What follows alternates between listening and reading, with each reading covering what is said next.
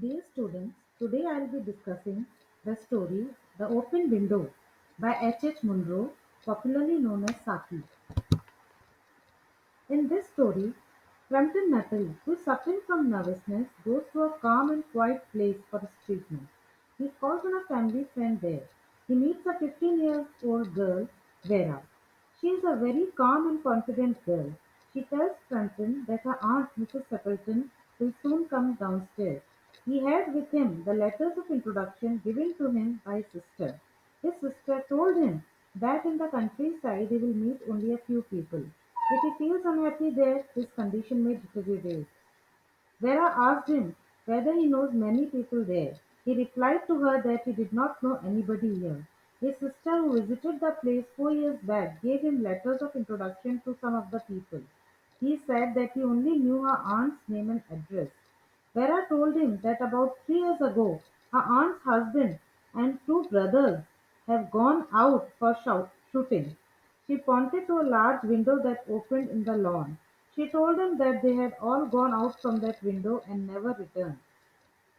The wet, spongy ground swallowed them, and also their bodies were never recovered. She further said that Mrs. Stapleton always keeps this window open until it is dark in the hope that they would come back some day. Sometimes Vera also feels that some day they will come through that window along with their dog as they did before. In the meantime, Mrs. Stapleton came and apologized for being late. She said that her husband and brothers had gone for shooting birds.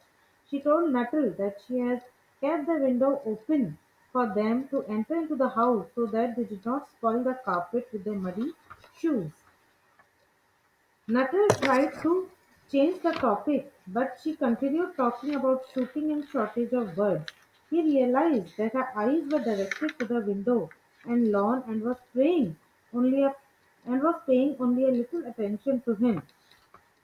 Suddenly, she looked towards the window and cried that they were on time for tea.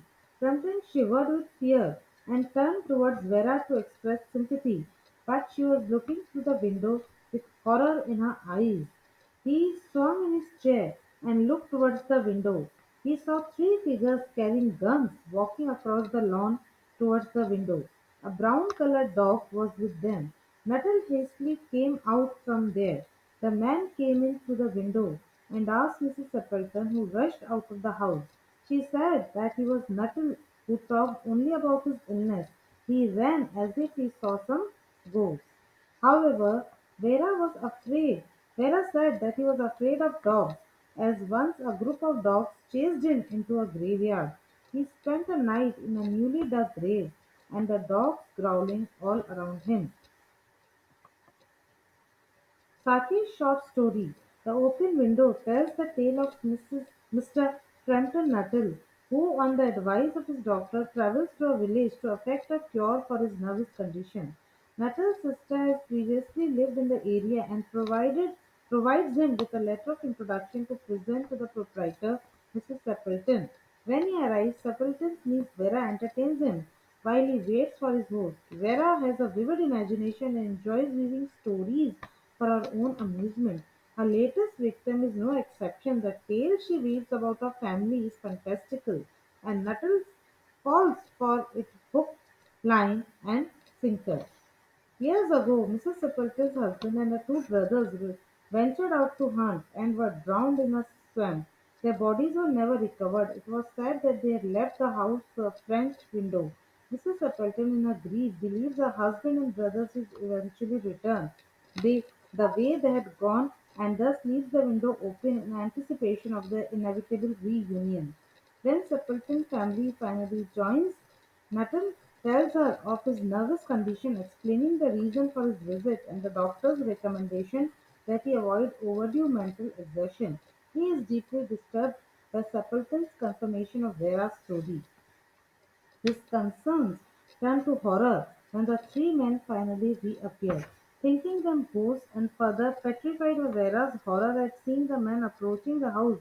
He flees in terror. Vera, however, further perpetuates her tale, telling the man, who are puzzled at the fleeing Nuttall, that he has run due to an unnatural fear of dogs. The tale is revealed to the reader to be a hoax. While the three men have indeed gone hunting, they left the house only that day. They stumble into the somewhat awkward situation and discover the truth of what happened. As it turns out, Vera is a perpetual liar. She tells the man that Nuttall was once frightened by a group of pariah dogs in a graveyard and had bolted from the house at the sight of a cocker spaniel accompanying them. Poor Nuttall is but the latest victim of the young woman's fantastical imagination. Saki's uh, ingenious method of storytelling allows the reader to take part in Vera's practical joke. For a moment, the reader is just as clueless to the truth as Nuttall. The author allows the narrator to remain in the house after the protagonist's hasty departure to reveal the irony in the tale, as well as to bear witness to the second demonstration of Vera's ability to craft an elaborate tale on such short notice. Yet she does not craft such stories for their own sake. She is clearly a victim of her own boredom and gains some measure of satisfaction from leading relatives and strangers alike down one rabbit hole after another.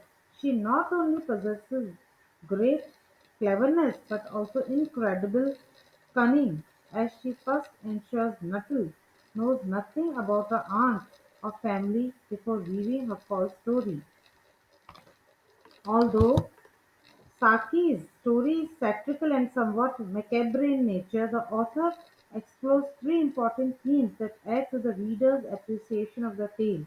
First, Saki explores the concept of chaos versus order by disrupting the otherwise tranquil household with tragic death as well as the ghosts of the clearly departed. The open window mentioned in the title becomes the conduct by which these ghastly figures disrupt the status quo of the home. By claiming the swamp as the instrument of the demise, Saki utilizes nature to introduce a dangerous and threatening environment to the story. Instead of the serenity normally associated with nature, Saki transforms it into dangerous terrain and creates an unsettling environment for Nuttall and the reader alike. Next, Saki explores the concept of empowerment in the visage of Vera. Though only a child, she is repeatedly able to deceive adults with her intricately conceived fables, while the adults in the story should know better than to trust a young girl at her word. Saki introduces an unstable element that puts them at a disadvantage from the beginning and pits the child against these disadvantages. Nuttall's nervous condition and Mrs. Stapleton's supposed mental instability creates the framework by which the author is able to make Vera's tale more believable. Lastly, the author examines the two main characters' desire to escape. Vera and Nuttall are both propelled by this desire, but for very different reasons. Vera desires to escape the adult world in which she feels trapped. She does so through her imagination storytelling.